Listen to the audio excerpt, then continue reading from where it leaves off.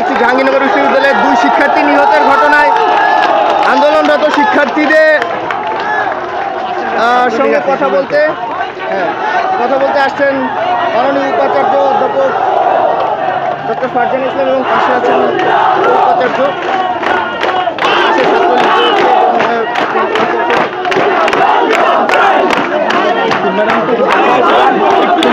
Madam কথা বলুন।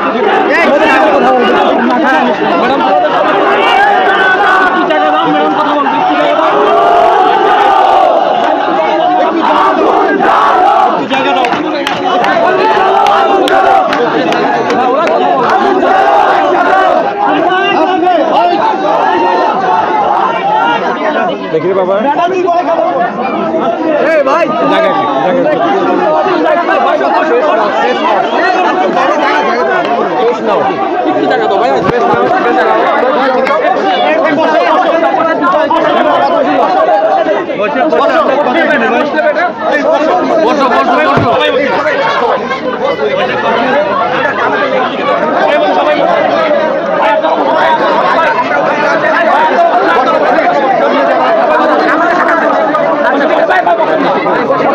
বসো বসো বসো বসো বসো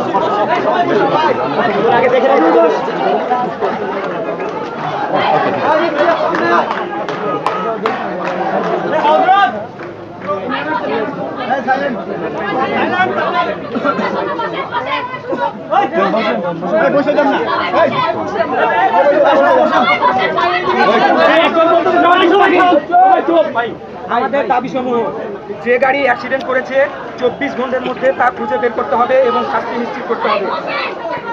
প্রশাসনকে জবাব দিতে হবে কেন অ্যাম্বুলেন্সকে জানানো সত্ত্বেও 45 মিনিট পর অ্যাম্বুলেন্স ঘটনাস্থলে উপস্থিত হলো, যেখানে মেডিকেল থেকে ঘটনাস্থলে দ্রুত 5 মিনিট, এখানে যেটা 5 মিনিটও লাগবে না।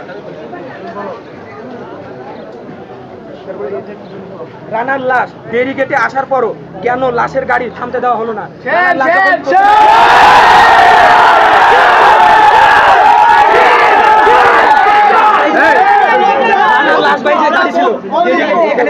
গাড়ি ঢুকতে দেওয়া হয় না। রানা ও আরাফাতের পরিবারকে ক্ষতিপূরণ স্বরূপ রানার ওয়াইফকে 24 ঘন্টার মধ্যে 10 লক্ষ টাকা দিতে হবে এবং আরাফাতের পরিবার থেকে তার ক্যাম্পাসে চাকরি দিতে হবে। আরাফাত তারা এক ভাই এক বোন, তার বড় বোন, তার বাবা মার আর কেউ নেই। আরাফাতই একমাত্র সম্বল ছিল, তাই তার দুলাভাইকে চাকরি নিশ্চিত করতে হবে।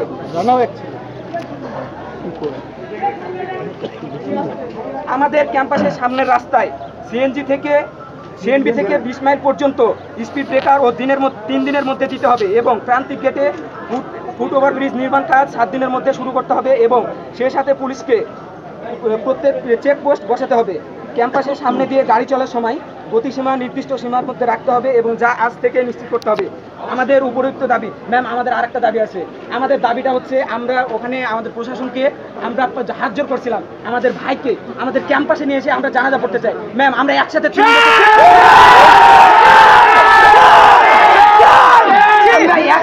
ম্যাম আমরা একসাথে 3 বছর 4 বছর আমরা ভাইয়ের সাথে থাকছি, খাইছি, ঘুমাইছি। আমাদের কি দাবি ছিল না ম্যাম? কেন ম্যাম রাজনীতিও করা হলো? একজন লাশকে নিয়ে ছাত্র রাজনীতি করা হলো। আমরা আমাদের মেন দাবি হচ্ছে দুইটা। আমাদের ভাইকে কেন আমরা ক্যাম্পাসে নিয়ে আসতে পারলাম না?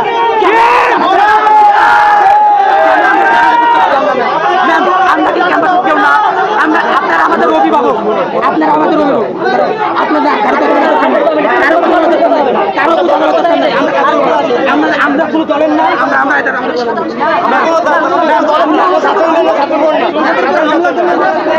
আমরা সাধারণ ছাত্রছাত্রীদেরকে আমাদের কোনো আবেগ অনুভূতি নাই ম্যাম, আমাদের কোনো অনুভূতি নাই। আমাদের